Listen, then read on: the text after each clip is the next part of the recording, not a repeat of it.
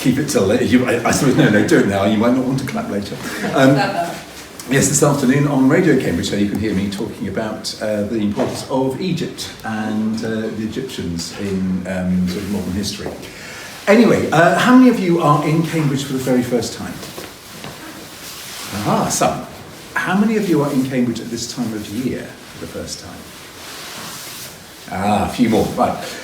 Because, yes, this is very typical of this time of year. In fact, we get three things in close proximity. We get Halloween, which has always been a thing in this country, although it's become huge, really, thanks to American influence in recent years. We have Bonfire night on the 5th of November, and then we have Remembrance Sunday. So this period, end of October, beginning of November, it has a lot of things, and then it's Christmas. And in quite a few of the shops, it's already Christmas, as you may have seen. Right, well, this is a story about Bonfire and about fireworks. Now, if you were in Cambridge on Saturday, you might have seen that there was a big bonfire, and indeed in a number of places around, there were big bonfires because it's the closest Saturday. Nevertheless, there will be fireworks tomorrow night, and if last year is anything to go by, they'll carry on for quite a few days afterwards. 5th of November. And indeed, we have this very old rhyme, remember, remember the 5th of November, gunpowder, treason and plot. And what you see here, first of all, the big picture is a big effigy of a figure called Guy Fawkes, who, as you can see, is being burnt. This gives you an idea of the size. And up here, you have it's an old photograph of a couple of children who have made one of these effigies, one of these dummies. Now, this was a custom when I was a child. It's died out now, but you used to go around the streets asking for a penny for the guy. In other words, give me, we've made this, please can we have some money? The idea being that you use the money to buy fireworks, which in those days children could. So what is it all about? Now there's a clicker here, isn't there? Let's just see, does it work? It does, hurrah, yes. It goes back into history, and it goes to the time of these two monarchs, Queen Elizabeth I and particularly King James. Now, the reason you've got that is because Elizabeth was the Queen of England. She's the last of the Tudor monarchs. You'll have heard of the Tudors, Henry VIII being the most famous, the one with 6 wives, and Elizabeth was his daughter. But she died with no children, and she died in 1603, as you can see, and so the throne went to this man, and he is the centre of this story, King James. Now, he was the 6th King James of Scotland. Kings of Scotland are very easy to name, because there's James I, James II, James III, James IV, James V, Mary, Queen of Scots, slight change, James VI, nice and easy. And then in 1603 he inherited, because they were sort of cousins of the Tudors, he inherited the throne of England and became King James I of England. So you can use either title, and he's often known as King James VI and I. He had a very difficult time in Scotland because of the conflict at the time about religion. And religion is a really difficult thing to explain. I find this at Anglia Ruskin when I teach about this period. And you've got all the students there at the beginning of the year, and you've somehow got to explain. Some of the students will be have a very active religious life, and maybe, regular churchgoers. Others will be very hostile to religion and not even want to hear about it. And then there's a big mass in the middle who are not necessarily hostile but know very little. And some know a bit, but very often it's wrong. So my task is then to sort of how on earth to explain this. And it's really difficult because one thing you might know is that this is the time when people start killing each other for religion.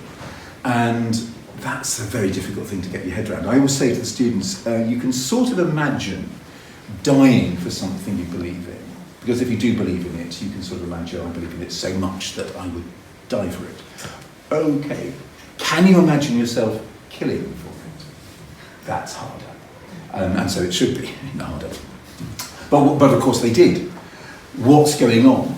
And so I always begin my course at Anglia Ruskin with a really cheery message. Remember, these are first year students. It's It's actually their very first lecture at universities. They left school, they come to Cambridge. Yes, they do talk about coming to Cambridge. And here's their first lecture. I get up and say, well, good morning, everyone. I've got news for you, really important news. You're all going to die. It's okay, I'm going to as well, but let's face up to this. I say, look, in the past, they were very good at facing up to this. We're not. We're useless at it, hopeless. We try and hide away, trying to pretend something that it'll never happen. And then we get terribly shocked when it does. I always think this is strange when a celebrity or someone famous dies at the age of 94. People react with great shock because, good heavens, I had no idea. It's just, it happens. And so I say, they faced up to this. Now, if you accept and recognise that you're going to die, it's going to happen. And of course, in those days, it could happen a lot earlier than it tends to happen nowadays. Then what happens afterwards is also certain. So once you know what it is that's going to happen afterwards, there's no escaping it. You can't sort of put it off or think that'll happen to other people. It will happen to you because you will die. Now, basically, the belief was either that you would go to heaven or you would go to hell. One of the two. I mean, there are some areas in the middle, but basically it's one or the other. So it's quite important, and people were understandably interested to know which might it be. I think I prefer to go up than down. So which is it going to be? And how is it decided? Very important question. What are the criteria? It's very academic, isn't it? What are the criteria for going up? What are your research methods and what have you? Well, the criteria, of course, were either how you lived your life. That would be the deciding factor. And there were other theories. Of course, the Protestant, particularly what was called the Calvinist school, had a very different idea that, in fact, how you live your life is neither here nor there. It was predetermined. Now, I won't go into all the theology, that's for another day. But the point is, A, that it mattered, and B, if you got it wrong, or if someone misled you, you were going down to hell.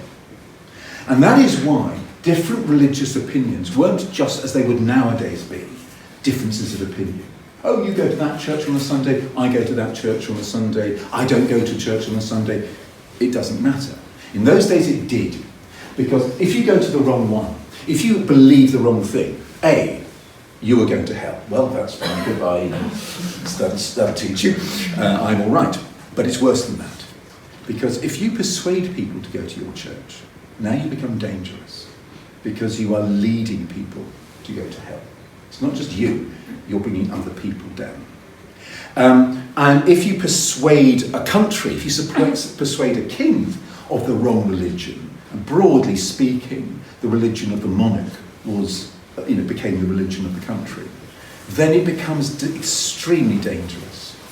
Now, the comparison I make with the students, and I think it works, is that if you disagree on issues that we find very, very controversial and sensitive, issues, say, of race, and you say, well, you're a racist. Oh, how very interesting. I'm not a racist, but we can agree to differ. It takes all sorts, and we like to, you know how it is that if someone gets up and says, I'm going, you're invited to give a talk, and you are an absolute, overt, openly admitted sort of white supremacist or something like that, it's not just that I don't want to hear that. There is also the fear that you'll be spreading an idea that might actually begin to spread and take root. Therefore, you're not just someone I don't want to listen to, you become someone who shouldn't be allowed to speak.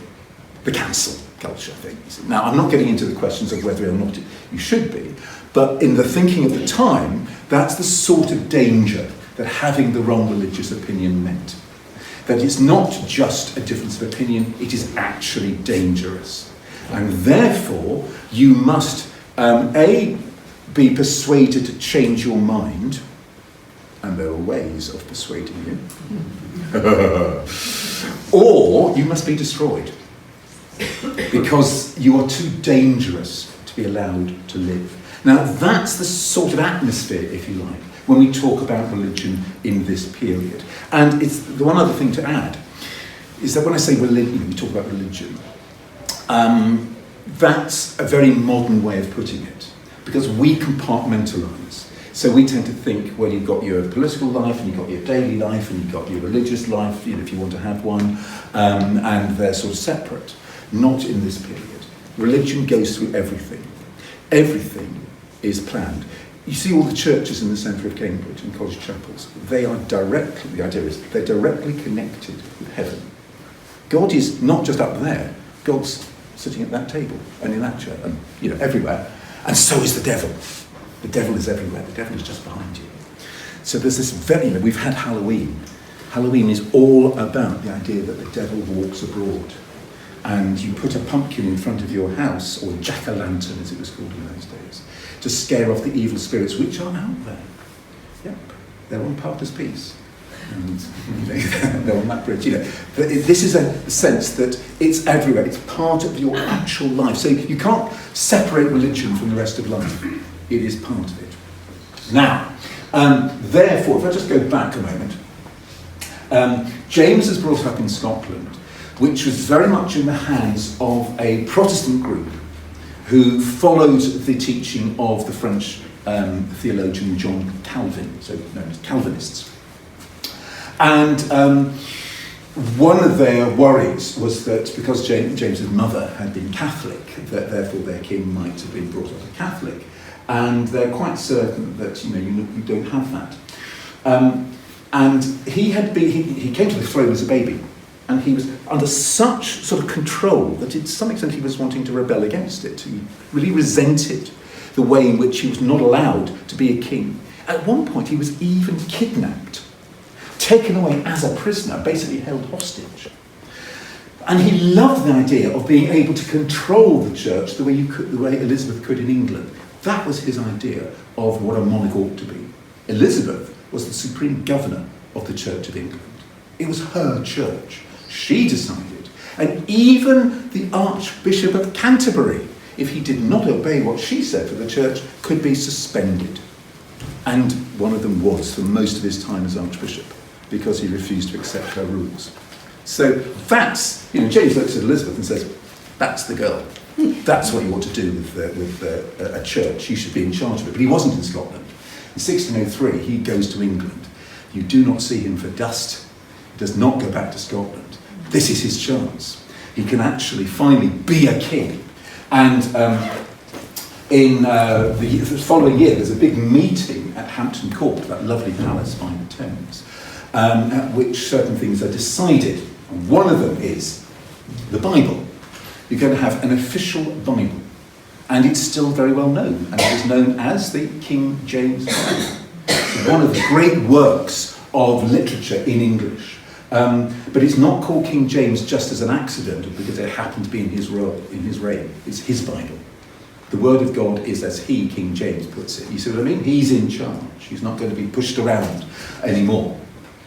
Now, said that he does not want any sort of Calvinist church. He's quite clear about that. The Church of England has bishops, so you're going to keep that. It has elements of Catholic practice in it. And the Calvinists don't like it. Tough. He's in charge here in England. Scotland's different, but in England, he's in charge. His church. But what about the other side of the big debate? You have the Calvinists, and of course you've got Catholics. And Catholics have thought that Catholics had had a very bad time under Elizabeth. She had hunted them down. And many Catholics in England hoped that that was going to change under James. That here's a man who had been pushed around by their enemies, the Calvinists, so presumably when he became king, he would be friendly and would allow Catholics to rule. So in 1604, there's great Catholic hope, and then quickly it is disappointed, because James makes it clear that no, this is going to be his Anglican Protestant Church of England, but not Catholic. Because if it was Catholic, you see, it wouldn't be under his control. It would be under the Pope. And in any case, he doesn't really believe in Catholic theology. So, a disappointment for English Catholics. And now, English Catholics had grown up under Elizabeth, learning to keep their head down. There are houses in England which have got very, very clever hiding places called priest holes. And Catholic priests would hide in there because men were sent out to arrest them. and to where they would then be tortured and executed.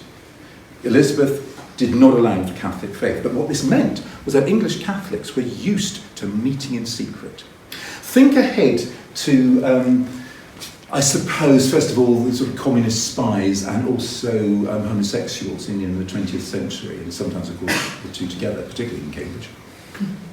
That idea of keeping a secret life going, recognising others when you meet them, keeping quiet, meetings in secret. Catholics in Elizabethan England operated like that. It's like a sort of secret network. So they're quite used to operating secretly, and Robert Catesby was one of them, and he gathered a group of people who were basically related to each other or friends with each other. A lot of them are brothers or cousins, and they've also got sort of cousins or brothers-in-law who were priests. They're Catholics, and they're English.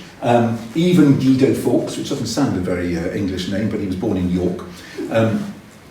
And they plot to do something about it. Now what? The answer is a coup d'etat. What they're plotting is a state-of-the-art coup d'etat.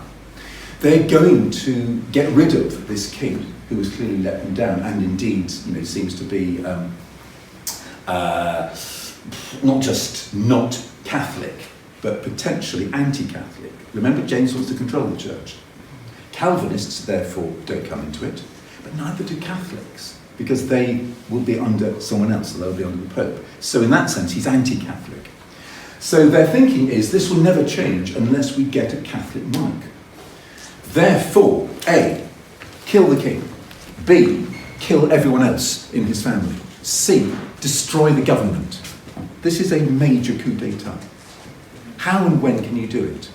The only time you can do it is when all of those people are together in one place. And that is at the opening of Parliament. At the opening of Parliament, the king is there because it has to be opened by the monarch. He gives it authority. He's normally there with members of his family. You have all the lords, all the members of the House of Commons together in one building. Very vulnerable.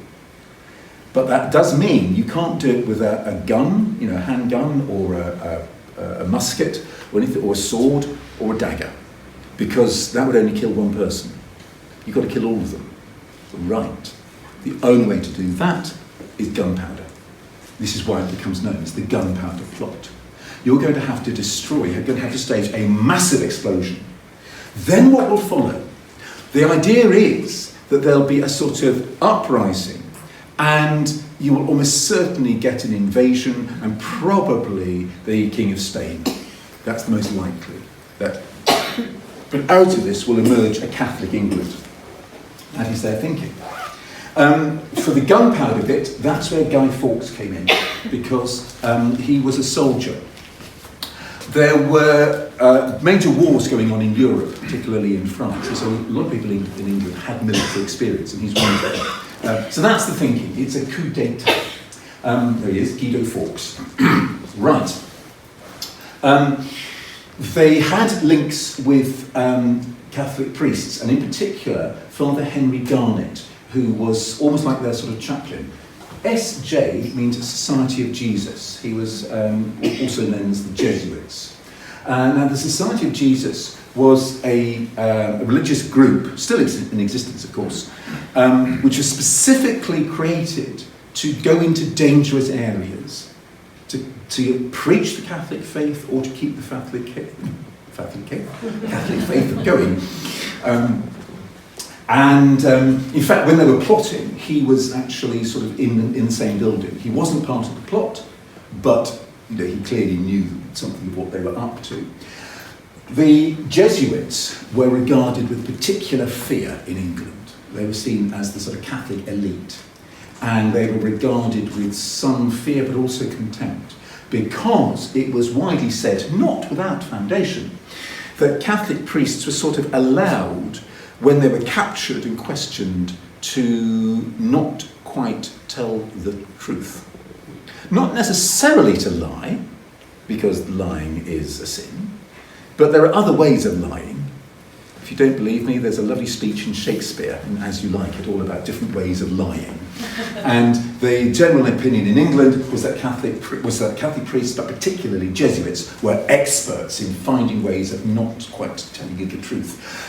I don't know if you know, it's a rather old book now, a book called How to Be an Alien by George Mikesh. Wonderful book if you can get hold of it. It's quite short. It's all about the English, written by a Hungarian. And he says something like, how to be a hypocrite. He says the English certainly would never lie to you, but they wouldn't dream of telling you the truth. Well, this is their thinking about Jesuit priests. And the word which was used for it was equivocating. I mean, it's a word we still use, although it's not exactly a common one. But to equivocate means not quite to tell the truth. It's not the whole story. It's not exactly a lie, but it's not the truth either. And Jesuits were often known as equivocators. Well, the plan was to blow up the House of Lords, which is where they would be meeting. It's all down here, right by the river. The buildings are very different from nowadays. And so the sort of situation, because you could, and they did, hire a cellar under the House of Lords. You couldn't do that nowadays, but you could then. And so they hired a cellar, and the idea was to fill it with gunpowder, and then they would sort of prepare for the big rising. One of the members, called Tresham, then wrote a letter. Now, this is a very, very curious letter. It was delivered to a relative of his called Lord Monteagle. The Lord Monteagle, as it says at the bottom. And he said, "My lord, I would advise you, as you tender your life, in other words, if you value your life, I would advise you to come up with some excuse to shift your attendance at this Parliament. Don't go. For God and man have agreed to punish the wickedness of this time. Though there be no appearance of any stir, though things seem peaceful, yet I say they shall receive a terrible blow with this Parliament, and yet they shall not see who hurts them." Well, this is an interesting letter, and Lord Monteagle, of course, immediately took it to the government, and the important figure here was Lord Robert Cecil, Earl of Salisbury, who was the King's chief minister. Now, there's been a lot of speculation about this, because why on earth would a plotter write a letter which basically says, we're going to blow up the Houses of Parliament, or in some way? And so there have been all sorts of claims about this letter. It seems Lady Antonia Fraser, who's a very well-known historian, did a book about this, and her conclusion was that it was almost certainly that Monteagle was in on it, and he was sort of writing the letter for himself to get himself off. But there were all sorts of theories about it. But at any rate, it did mean that the government knew in advance.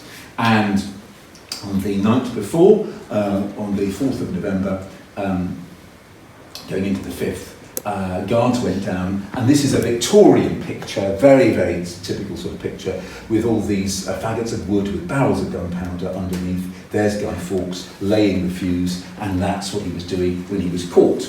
And when he was caught, he said his name was John Johnson, and he was just sort of doing nothing in the cellar, and they said, "I think you've got more to tell us," and they persuaded him. Meanwhile, the plotters were at this place, Holbeach House in Staffordshire. Obviously that's a later photograph. And with the information that was got out of Guy Fawkes, government forces moved in, and there was a gun battle. And the place today is in some disrepair. I mean, that's not the effects of the gun battle, I would say, it's a long time ago. But last year when I gave this talk, I have to confess I haven't checked what the latest is, but it was in danger of being demolished, and I haven't checked whether it has been or not. But it would be a shame, because it plays an important part in our history. But the plan was foiled. So they'd stopped the gunpowder, they'd caught Guy Fawkes, they moved in, Catesby was killed in the fighting. Fawkes himself was tortured, and these are the sort of things that we use for torturing. These are manacles to sort of keep your hand or your feet in position, and then the rack was used for stretching your body. And you also have a way, or what's called a thumb screw, which sort of is a torture on your thumb to persuade you to talk. And you get a sense of the effect of this when you look at Guy Fawkes' signature. That's his normal signature, and that was how he signed his name after he'd been tortured. You get a sense it's pretty graphic. Now, there was huge celebration that the plot had been foiled. And it's a little bit difficult to get your head around that when you think, because there wasn't an explosion. Had there been one, well, in 2005, to mark the anniversary of it, they did a sort of reconstruction on the BBC. They built a building to the same specifications as the House of Lords. They placed some coloured dummies in the building, so afterwards they could work out who was who. They got the gunpowder and they blew it up. And my God, it was big. Huge explosion. It would have killed everyone, no question. And what then would have followed, it would have been utter chaos. If you think, for example, the Rwandan genocide began with an attack on a plane killing 2 presidents, the president of Rwanda, the president of Burundi, I think, if I remember rightly, and then you remember the chaos that followed. It would have been something like that. It does not bear thinking of what would have followed. Hence the celebrations that it had been stopped. And there was a real sort of shock about the gunpowder plot, bloody and subtle design laid against the king. And it seemed to show just how murderous Catholics were. And there was a sort of hunt led by the Attorney General of anyone who might possibly be suspected of treason against the king. Because there was this real fear that these people were evil. That they'd shown, it wasn't just theology, they had shown, they had tried to bring about this unimaginable slaughter. And some of the clues about this can be found in the literature of the time. William Shakespeare and Ben Jonson. Ben Jonson, certainly Catholic, Shakespeare possibly. But Macbeth, the following year, because the plot was in 1605, Macbeth comes out in 1606, and what's it about? The murder of the Scottish king.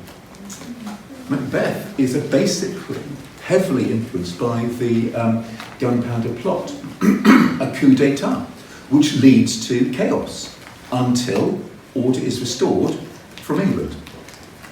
I'm reading anything into this, but you know.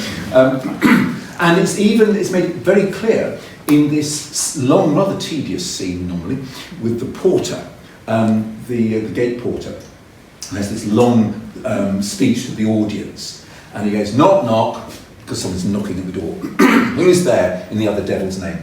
Faith, here's an equivocator. There you are, an equivocator, who could swear in both the scales against either scale, who committed treason enough for God's sake, yet could not equivocate to heaven. Oh, come in, equivocator. What he means is someone who will tell one side, one thing to one person, and something else to someone else. Someone who has no regard for truth. Well, the audience in 1606 would have picked that up. This is talking about the gunpowder plotters. Interesting that literature people almost never know that, because they never look at it in the historical context. But at the time, it would have been absolutely blindingly obvious, and you can imagine the audience all laughing, Jesuit priest, that's what that's about, and he's making fun of them. Now we go ahead. Finally, the Houses of Parliament were destroyed by a fire, and this is just before Queen Victoria's reign. It was in 1834. So that what you see today, with the exception of the medieval Westminster Hall, which is magnificent and was saved, but the rest of it was all swept away. And after that, not only did they build new buildings, but they instituted the ceremony of the state opening of Parliament, a big ceremonial occasion. And as part of the state opening of Parliament, which still happens every year, so there's King Charles, as you can see, so that was last year as well. The yeoman warders, still wearing their Tudor uniform, go down with lanterns into the cellars just to check that the woman is planning to go up the House of Parliament. And so they do that every year. Now, I said I'd say something very briefly about Cambridge and bonfires, because Cambridge has a strange sort of tradition of bonfires. For November the 5th, it was always the tradition that there'd be a fight between young men of the town and young men of the university in the marketplace. And There certainly are occasions going back in time, I'm talking the 18th, 19th century, when indeed you would have a fist fight. Ladies and gents, you're visiting Cambridge University. If you live in Cambridge, living with a big university like this on your doorstep is not always easy. So you quite often get some tensions between the local people and the students. If you go punting in the summer, do be careful, because, I mean, I've taught in schools locally, I know what they're like. The kids around here sometimes stand on the bridges and grab your punt pole. That's a bit of a joke, you say, aha, now get out of that one. So I intended to be on November the 5th, Bonfire night.